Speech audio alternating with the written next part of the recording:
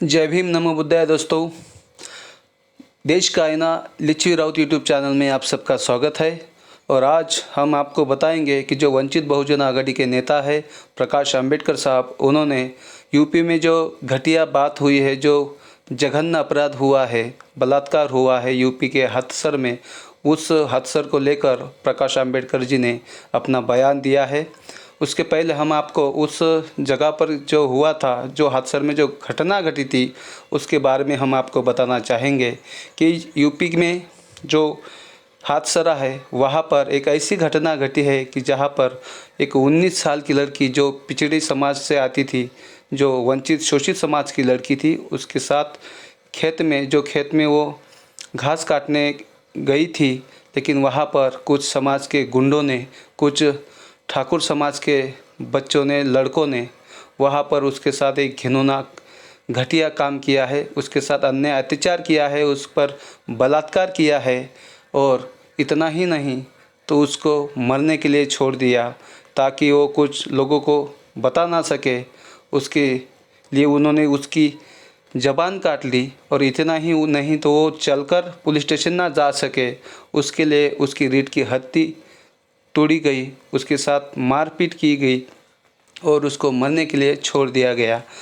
इसी एक बहुत ही दर्दनाक घटना वहाँ पर घटी और पूरे देश में उस घटना को लेकर सड़कों पर लोग उतरे हैं। इतना ही नहीं कि हर एक प्रकार के पार्टी के लोग, सामाजिक कार्यकर्ता सड़कों पर उतरे हैं। उसके खिलाफ लोगों ने मोर्चे निकाले हैं, कैंडल्स मार्च निकाले हैं और जगह जगह पर उसके विरोध में प्रदर्शन हो रहे हैं, क्योंकि लोगों में एक गुस्सा है, एक आक्रोश है कि एक जघन्य अपराध यूपी के हाथरस में घटी है, जहां पर भाजपा प्रणीत सरकार है, योगी सरकार है। और उस योगी सरकार में वहां पर राम राज्य चल रहा है, ऐसे भाजपा लोग कहने वाले, उस राम राज्य में ऐसी घटना घटी है। और इतना ही नहीं तो यह एक ही घटनाएं नहीं तो उसके साथ साथ बहुत सारे बलात्कार के जो घटनाएं हैं वहाँ पर घट रही है, जो जघन्य अपराध वहाँ पर हो रहे हैं। ऐसे घटिया जघन्य अपराधों की बाढ़ वहाँ पर आ चुकी है, लेकिन भाजपा के लोगों को उसका कोई असर नहीं होता दिख रहा है। जिस तरह से हमने देखा है कि पाकिस्तान में रहने वाले जो अल्पसंख्यक लोग हैं,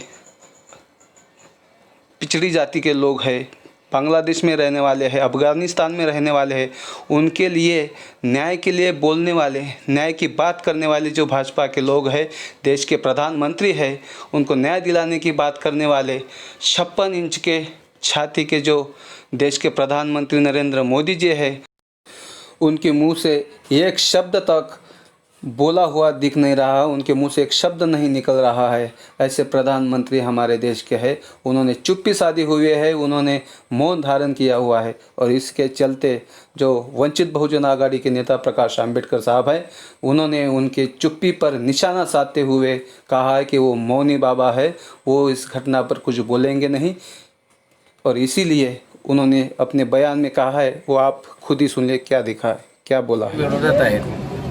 या गेल्या 7-8 वर्षाच्या कालावधीमधली RSSची जुनी भाषणं आपण जर काढली तर त्या भाषणामध्ये तुम्हाला असं सरळ सरळ दिसेल की महिला ह्या असणाऱ्या उपभोगाच्या वस्तू आहेत, त्यांना असणारा अधिकार नसावा अशा रीतीने त्यांचे वक्तव्य आहे। असणारा न्याय का दुसरा सगळ्यात महत्त्वाचा आहे की योगीजीने तिथल्या हाथरसच्या DM-ला जे सस्पेंड केलं पाहिजे होतं, तो सस्पेंड अजून त्यांनी केलेला नाही। CBIची चौकशी त्यांनी असणारी मागितली, CMनी केलेली आहे, परंतु कुटुंबाचं पोलीस खात्यावरती अजिबात विश्वास राहिलेला नाही। इथं DG सुद्धा इन्व्हॉल्व आहे आणि त्याच्यामुळे पोलीस खातं सगळ्या अधिकाऱ्यांना वाचवण्याचंच काम करेल असं त्या कुटुंबाचं म्हणणं आहे। आणि म्हणून त्यांनी ती मागणी केलेली आहे की सुप्रीम कोर्टाच्या निर्देशनाखाली त्यांनीच असणारा जज नेमावा आणि त्यांच्याच नियंत्रणाखाली ती इन्क्वायरी व्हावी, ही जी मागणी आहे ती मागणी उत्तर प्रदेशच्या सरकारने त्या ठिकाणी मागितली पाहिजे। उत्तर प्रदेशच्या सरकारने त्या ठिकाणी मागितलेली जी आहे ती मान्य केली पाहिजे. अन्यथा दुसऱ्या राज्याच्या पोलिसांनी ती चौकशी केली पाहिजे. अरे, कोण आहे? प्रदेशमधला हो, जरा मागे आहे की लोकल मोबाईल. पोलीस असेल, SIT असेल किंवा DIGचं ऑफिस असेल, हे सगळे त्या केस दाबण्यामध्ये इन्व्हॉल्ड आहेत अशी असणारी परिस्थिती आहे. तुम्ही स्वतः जाणार होते? हा, मी नंतर जाणार आहे. आत्ताच्या ह्या गदारोळीमध्ये नाही, पण नंतरच्या ह्याच्यामध्ये त्या कुटुंबाला भेटून आलोय आणि पुन्हा जाऊन भेटणार. सर, कंगनाच्या प्रकरणात अनेक मोठमोठे नेते पुढे येत होते. रामदास आठवले देखील वारंवार भेट घेत होते. मात्र अशा प्रकरणात आठवले कुठेतरी मागे पडतायत आणि दलित चळवळ कुठेतरी असे या केसमध्ये सुद्धा ज्यांना पुढे यायचं होतं ते पुढे आले. कॅन्डल मार्च झाला, लॉंग मार्च झाला, नाईट मार्चही त्या ठिकाणी झाला. वेगवेगळ्या संघटनांनी केलं. त्यांना ज्या संघटनांना ज्या व्यक्तींना याचं गांभीर्य वाटत होतं त्या सगळ्यांनी असं केलं.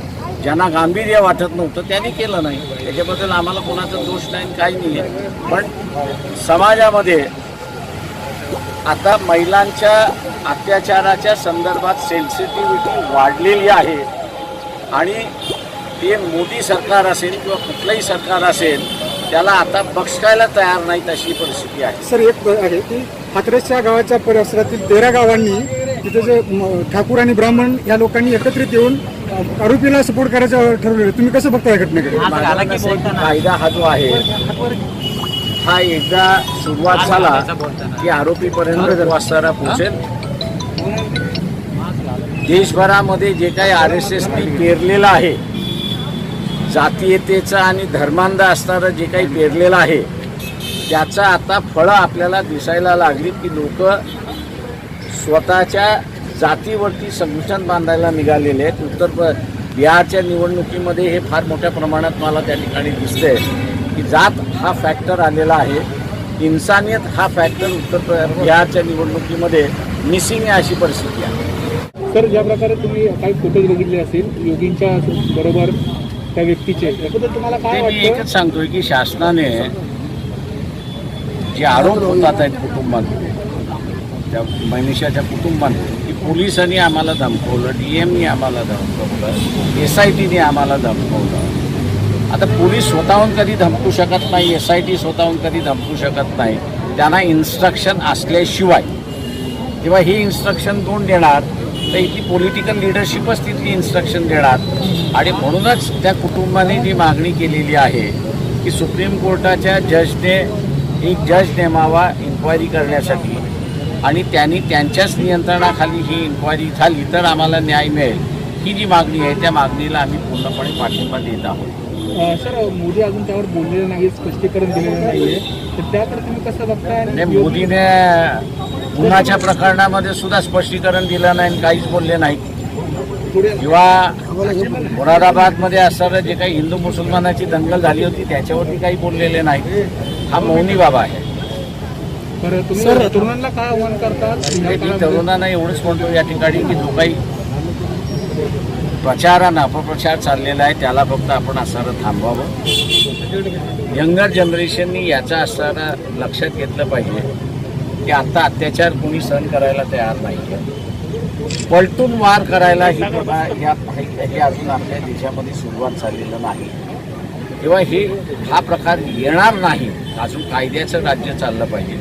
कायद्यानेच त्याला असणारा गुन्हागार म्हणून ठरवलं पाहिजे.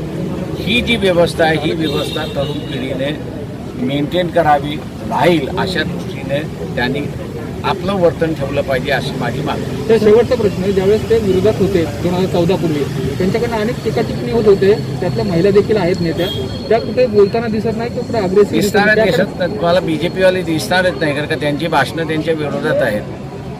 या गेल्या 7-8 वर्षाच्या कालावधीमधली RSSची जुनी भाषणं आपण जर काढली तर त्या भाषणामध्ये तुम्हाला असं सरळ सरळ दिसेल की महिला ह्या असणाऱ्या उपभोगाच्या वस्तू आहेत, त्यांना असणारा अधिकार नसावा अशा रीतीने त्यांचे वक्तव्य